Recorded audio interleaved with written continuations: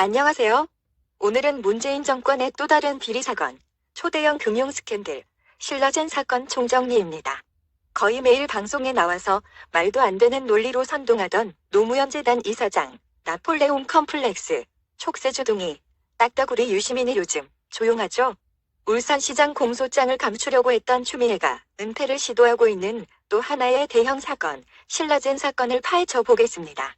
방송에 앞서 구독과 좋아요는 컨텐츠 제작에 큰 힘이 됩니다. 먹튀 유시민과 감추려는 추미애, 신라젠 사건을 기획한 범인은 과연 누구일까요? 해답은 뒤에 나옵니다. 윤석열 검찰이 조국 노매 수사를 할 때 문재인과 더불어민주당이 왜 그렇게 지랄 발광을 했을까요? 검찰 조직 개편에서 추미애가 증권범죄합수단을 해체했었죠.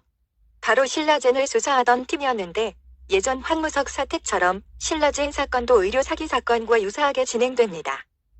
1세대 화학항암제는 머리털이 빠지는 등의 부작용이 많았고 2세대 표적항암제는 특정 암세포만 공격하여서 부작용은 많이 줄었지만 고통스럽기는 마찬가지였죠. 그런데 3세대 면역항암제 팩사팩이 미국의 H. 컨이라는 의학자에 의해 개발되었고 이 사람은 제너렉스라는 회사를 설립합니다.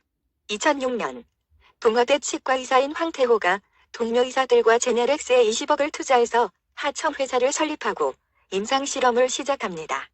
회사 이름은 신라살화와 제너렉스를 합쳐서 신라젠이라고 지었는데 2010년까지 신라젠은 황태호와 교수, 의사 10명이 주주였습니다. 2014년 초 하청이던 신라젠은 본사인 제너렉스를 300억에 인수하고 주주 중에 한 명이었던 문현상이 대표로 등장하여 황태호를 잘라버립니다. 300억은 선금이었고 최대 1,500억짜리 거래였습니다. 이때 금융사기꾼 이철이 등장하고 이철이 밸류인베스트 코리아라는 벤처 회사를 만들고 3,000명의 모집책을 동원해서 7천억의 투자금을 만들었습니다. 이 중에 450억 원을 신라젠에 투자해서 최대 주주가 되었고 이철은 3만 명의 개미 투자자들에게 신라젠 조합을 만들어서 신라젠 주식을 사게 합니다. 2018년 이철은 7천억 사기 혐의로 구속되어 징역 12년을 맞고 대법원까지 형이 확정됩니다. 2015년 신라젠 항암기술 설명회에 유시민이 참석했고 밸류 인베스트먼트 직원을 상대로 특강을 하기도 했습니다. 밸류 특강의 강사에는 이재정, 김수현, 김현주, 도종환 등이 있었는데 모두 전라도 커넥션, 전라도 카르텔입니다. 신라젠이 문재인 정부 들어와서 만원짜리 주식이 15만 3천 원까지 오르며 코스닥 시총 2위를 달리기도 했습니다. 최초 창업주와 임원들은 대부분 10만 원대에서 털고 나가고 문현상도 주식을 1,300억에 털어서 한남동 187평 단독주택을 샀습니다. 신라젠 연구센터는 양산의 부산대병원에 있으며 조국 노매 딸 조민이 재학 중이고 이낙연 총리 아들이 졸업한 의전원이 있는 곳입니다. 그곳 교수는 뜬금없이 문재인 주치의로도 임명됩니다. 부산으로 스며든 전라도의 커넥션과 카르텔이 아니라고 할 수 없겠죠? 이때 갑자기 미국에서 팩사팩은 임상실험의 가치와 효능이 없다고 공표됩니다. 15만 원까지 갔던 주가가 1만 원대로 빠지며 개미 투자자들의 주식은 거의 휴지 조각으로 변했습니다. 신라젠을 조사하던 증권범죄합수단은 문재인과 추미애의 검찰 조직 개편으로 해체되었습니다. 짐작하셨겠지만 범인들은 모두 청와대와 민주당, 그 주변에 있습니다. 문현상이 대표인 신라젠은 개미들에게 10조 원을 투자하게 만들고 자신들은 먹고 튀었는데요. 문현상, 문재인, 유시민, 이해찬, 이낙연, 조국, 노회찬, 정유당, 이철, 추미애가 모두 연결되어 있는데 이를 감추려고 추미애는 기를 쓰고 막고 있는 형태입니다. 아주 재미있는 사실은 신라젠에 속아 수천만 원, 수억 원 날린 사람들 중에 노빠, 문빠들이 압도적으로 많다는 겁니다. 비극은 멀리서 보면 희극인데 정말 희극 그 자체입니다. 본인들의 돈을 털어먹고 도망간 사람들을 지지하는 모습을 보면 개돼지들의 어리석음이 극에 달한 것을 잘 알 수 있습니다.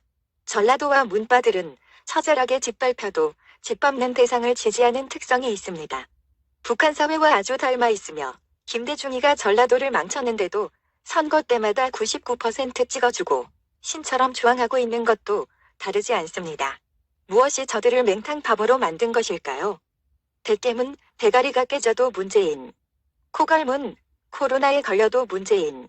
좌빨 공산주의자들, 중국에서 건너온 종종 세력 저들에게는 구신념입니다. 신라제는 자그마치 1조 원이나 먹튀를 했고 개미들의 투자비 9천억 원 플러스 알파는 모두 뜬 구름처럼 사라졌습니다. 최대 주주 이철이 들고 날라서 아귀들이 골고루 잘 나눠 처먹었습니다. 신라젠 최대 주주 이철은 여러 번 구속된 악질 금융 사기꾼인데 이철과 유시민은 배프 사이입니다. 윤석열은 이미 신라젠에 대한 수사팀을 보강하라고 지시했으며 수사팀을 재출범시켰습니다. 조국 사건은 표창장 위조, 입시 비리 정도의 단순한 사건이 아니며 좌빨들이 두려워하는 문제는 조국 사모펀드와 신라젠입니다. 민주당이 신라젠 폭탄 돌리기 해서 대규모 정치 자금을 조성한 것은 정치에 조금만 관심 있는 사람이라면 누구나 다 아는 사실입니다. 그런데 그 신라젠을 수사한 서울 남부지검 합수단이 조국 펀드를 파기 시작한 것입니다. 검찰 내부에서는 이미 냄새를 맡은 것입니다. 자그만치 1조 원인데 개미들의 고소고발이 들어갔겠죠. 검찰개혁한답시고 추미애가 윤석열의 손과 발을 자르려 했으나 추미애가 앉힌 전라도 검사들조차 반기를 들고 이들의 기소에 동의했습니다. 문재인의 후배들만 뺐는데 똥물에 발 담그기 싫다, 이거죠. 신라젠 터지면 감당할 수 없는 일이 터지기에 실드 치려고 온갖 지랄 발광하고 있고 증권범죄 전문가 윤석열은 이를 총공격하고 있죠. 예전 이명박 정권 김무성 등의 비리, 부산저축은행 덮어줬던 문재인답게 사기치려고 대통령 한 겁니다. 박근혜가 부산저축은행을 털려고 하자 김무성과 비리 세력들이 앞장서서 대통령을 탄핵한 것입니다. 의문스러운 부분에 대한 해석이 더 필요하시면 계속 보아주십시오. 관련자들의 구성, 관계, 배후와 속성입니다.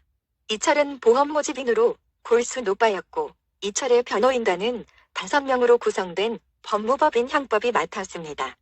변호사 5명은 모두 민변 출신으로 통진당의 이정희와 이정희의 남편인 심재환과 이재화 등으로 구성되었습니다. 이철과 이들은 인연이 깊고 이철은 유시민이 창당한 국민참여당의 원외위원장을 했으며 국민참여당은 이후 통진당에 합당되었습니다. 밸류인베스트먼트의 투자심사역과 임종석을 사랑하는 모임에 서울 연례기구를 관장하는 사무국장이 되기도 합니다. 문은상은 서울대 치대를 졸업하고 서울 신월동에서 20년간 서울치과 원장을 한 사람인데 신라젠 지분 1%를 가진 사회이사로 300억의 돈을 준비할 만한 사람이 아닙니다. 300억 원의 출처는 당연히 추측이 되시죠?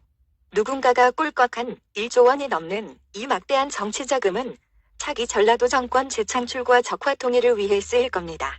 노빠, 문빠, 통진당이 총동원된 대형 금융 스캔들, 향후 사건의 추이가 궁금해집니다. 팩사팩은 천연두 백신인 오도바이러스를 이용해서 3세대 면역 항암제를 만드는 아이디어였는데 결국 실패했습니다. 문재인도 차기 정권 재창출에 반드시 실패하기를 간절히 바라봅니다. 산업화 세력이 70년 동안 피땀 흘려 건설한 자유대한민국 땅을 김정은의 아다리에 한 입에 털어 넣어줄 수는 없는 일입니다.